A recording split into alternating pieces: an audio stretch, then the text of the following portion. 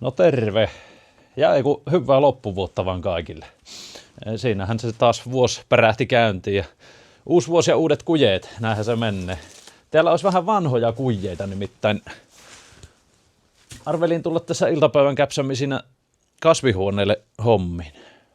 Tuossa yksi päivä just kaho, että ei vitsiläinen, meillähän on vielä täällä nämä mansikkalaatikot roikkumassa katosta ja lisää painoa näyttäisi tulevan pikkuhiljaa. Nyt ei ole vielä tossa kuin semmonen reilu 5 senttiä kevyttä pakkaslunta, mutta kyllä tuohon kun tässä enemmän kertyy, niin kaikki turha paino voisi olla hyvä ottaa täältä pois. Nämä olisi toki voinut ottaa jo hieman aikaisemminkin, mutta jotenkin tuossa syksyllä, kun vähän väsähtänyt kaikkea ja sitten on muutakin askaretta ja näin, niin sitten kesän jälkeen ei kiinnosta niin nämä kasvihuonehommat. Mutta nythän tässä on jo vähän lattauttu ja aletaan kevättä kohti mennä kohta, kun on vuosi vaihtunut. Niin käydään miettimään kasvihuonejuttujakin.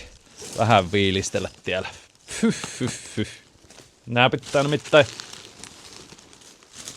Ne arvelin, että minä nostelen nää vaan tänne muahan ja sitten ottaa tuossa keveämmällä, kun vähän lämpenee paremmat mukavat keväiset kelit, niin tyhjennellä tuonne traktorin kauhaan ja siitä sitten viiä pois.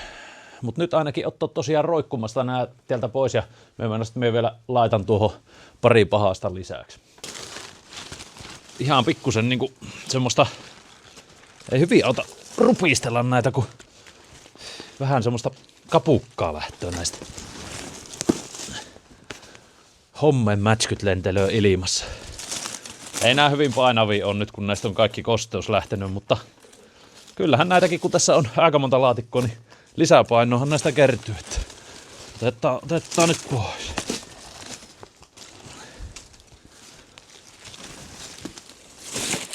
Tässähän meillä oli tämä tämmönen 2-kerrosjuttu. Katsotaan mitä ensi kesälle kehitellään sitten. Kehitelläänkö mitään uutta?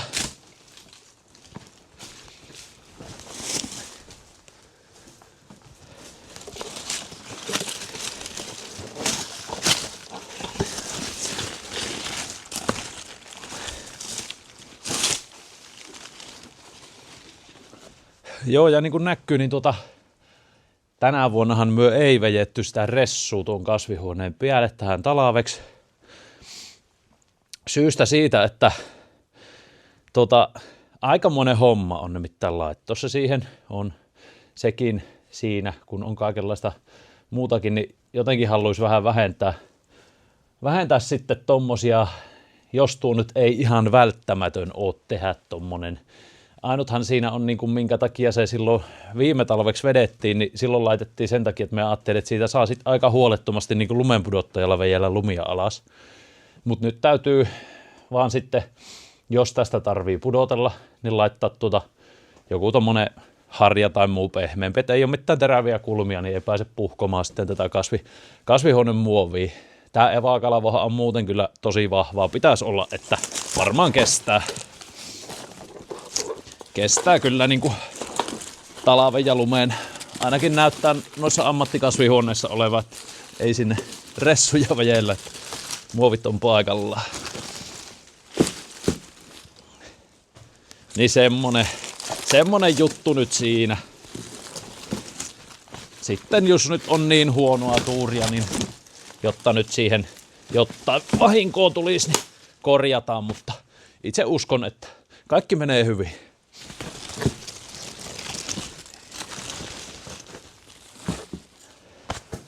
No niin, tää lauta nyt ei tässä paljon paina, niin tuo saa olla tuossa vuottamassa ensi vuotta.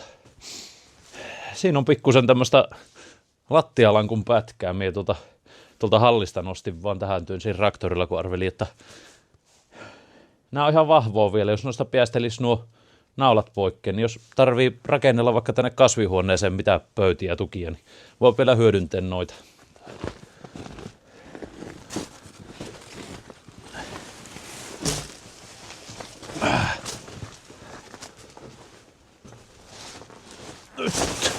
Ui, pitkä roikallinen. Joo. Joo, tämä se on siirrettävä pikkuisen sivuun.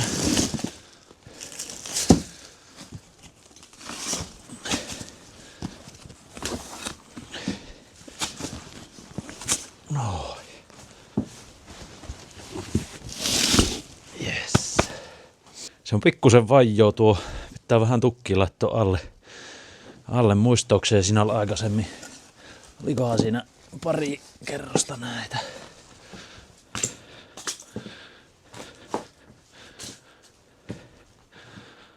Jotenkin noin. Nyt kahottaa. Sattuuko se siihen yhtään? Hetkinen, pitää varmaan pujot. Ui. Osuupa runkotoloppa, arvo. Puhkon nyt se muovi siinä jo. Het alkuunsa.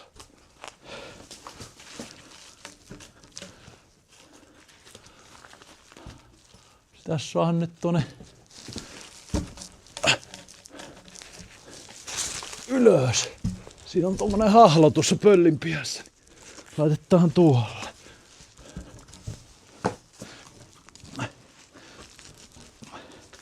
Kauva, että onkohan tuo liikaa? Otetaan yksi lankku pois.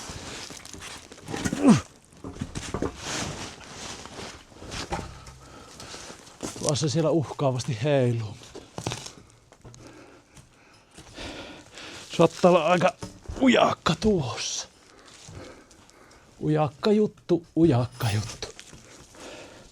Aika ujakka. Se on just kun saadaan sitä vähän tiuketta.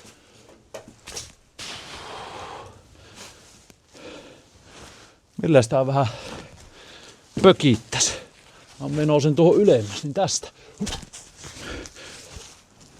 Liikkuuko yläpää vai alapää?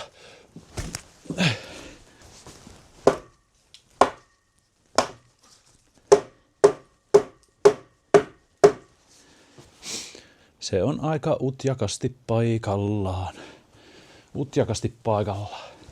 Siihen nyt kun painoa tulloo lissen, ei kun kiristyy vaan. Jampakoituu siihen.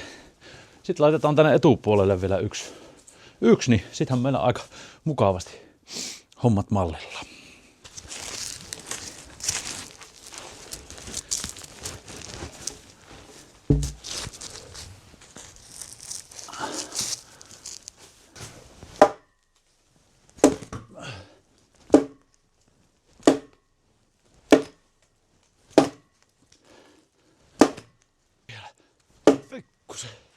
Nyt. Se on utjakka. Utjakka juttu. Joo, eiköhän se nyt siinä ensihätään on hommat pelastettu. Pakkasta on tänään meillä kasvihuoneessa -12,5. Vilpoisaa on. Pikkusen näyttää niinku olisi jäänyt vinnoon tämä. Niinku näin on vähän. Mutta saanko me tuota alapäätä ihan inte vähän ojennettu.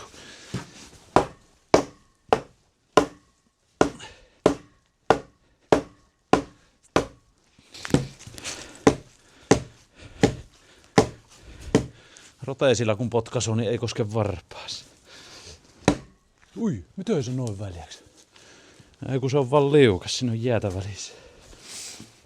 Joo, siinähän ne nyt on. Vuotelkoot keväämpiä keliä ja sitten käy vähän paremmin mynsteemään tätä kasvihuonetta. Saa nyt nähdä mitä ensi kesänä tänne laitetaan sitten kasvamaan. Näitä on aika nopea, nämä loput rupeaa tästä raivailla.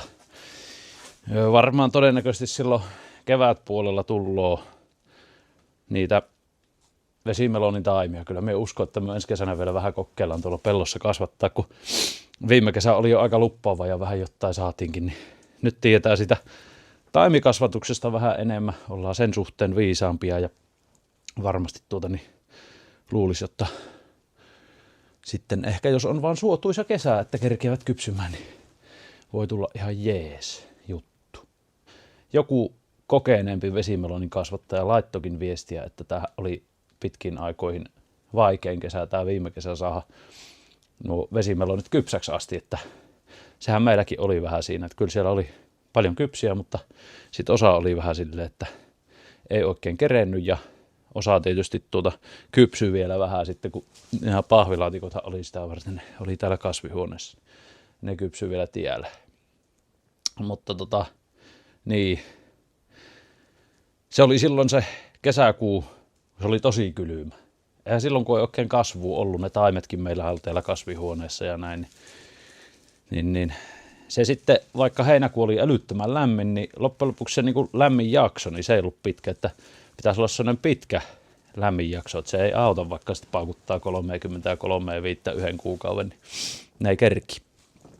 Mutta ensi kesänä kokeillaan taas, mitä sitten tuohan aikaa.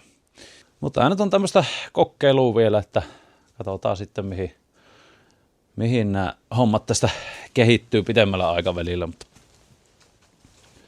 eihän sitä ainakaan, jos ei kokeile, niin tiedä. Mutta joo, nyt pikkuhiljaa tässä varmaan sitten pitää käydä valmistautumaan metsätöihin, eli mulla on tarkoitus polttopuuhommia käydä tekemään polttopuurankaa, että olisi tulevinakin talvina sitten polttopuuta. Ja sitten tarkoitus olisi lähteä tuonne juurikasuunnille, eli sinne päin. Nyt ei ole onneksi vielä hirveästi lunta, niin nythän on tosi hyvä tehdä tuommoista polttopuurankasavottaa kahdella sahat tuosta ja noin. Varmaan tässä nyt lähden vielä ehkä ihan lähipäivinä Maurin kanssa pyörähtämään päivän tai korkeintaan yhden yön reissun jossain tuossa ennen kuin Maurilla sitten joululomat loppuu. Ja sitten palataan arkeen. Koulut alkaa ja metsätyöt alkaa ja näillä mennään. Mutta kiitoksia taas videon katselusta. Ei muuta kuin hyvää alkanutta vuotta kaikille ja palaillaanpa taas. Pistäkää peukkoa, jos tykkäsitte. Ei kun morjes.